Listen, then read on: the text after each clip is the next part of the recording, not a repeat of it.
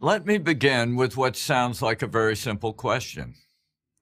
What is the most essential ingredient in wealth creation and economic growth?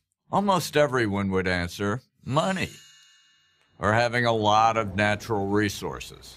But the real answer is knowledge. It's easy to prove. What is the difference between us and a caveman?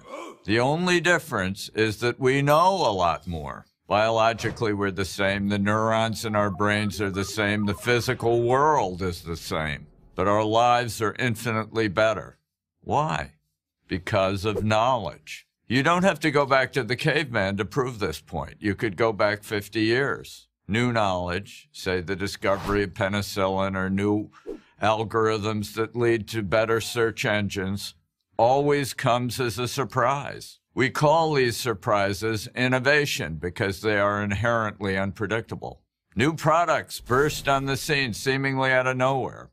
Suddenly, there's electric light, or an automobile, or an iPhone. Now, of course, these products didn't come from nowhere. They came from the synthesis of accumulated knowledge, which led to these innovations, these surprises. By definition, then, innovation can't be planned. It involves dislocation.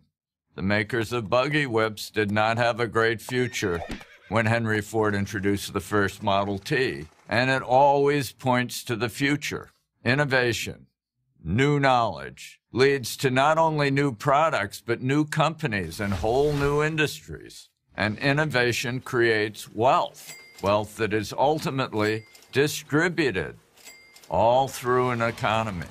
But here's how it works. More freedom, more knowledge, more innovation. And more innovation leads to dynamic economic growth. Less freedom, less knowledge, less innovation, less economic growth. So if freedom promotes knowledge and innovation, which leads to economic growth, why don't all people and governments embrace it?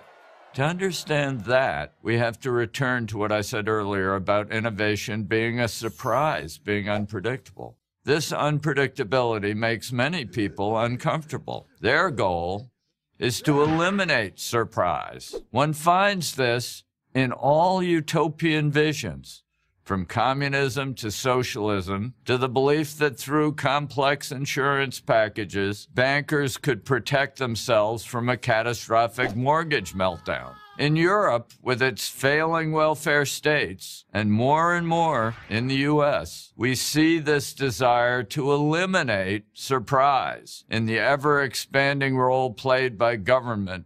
Bigger bureaucracies, more rules, more regulations. Every new crisis, real or imagined, brings ever more laws.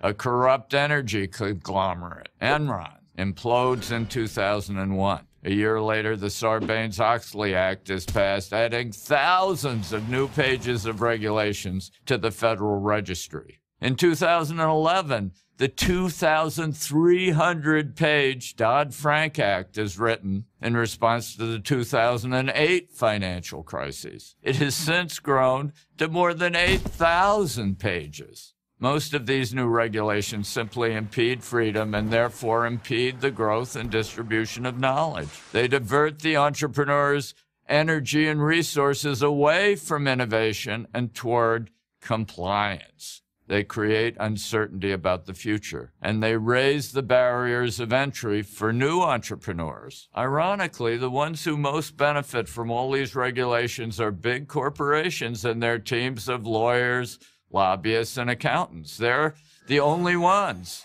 who have the resources to untangle the mess and survive in it. But this drift away from freedom can be reversed, and quickly. Within a matter of a few years, in fact. There are numerous recent examples in the United States during the Reagan administration, in Chile in the 1970s, in Eastern Europe after the fall of communism, in New Zealand and Israel in the 1980s, in China and India in the 1990s, in Canada in the first decade of the 21st century. Because it's an economy of mind, the future can change as fast as minds can change. Whenever intrusive government retreats, knowledge expands.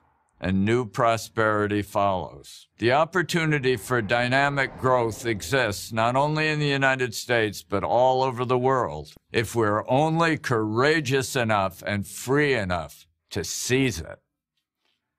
I'm George Gilder for Prager University. Join Prager University, subscribe to our YouTube channel, and sign up for free at prageru.com.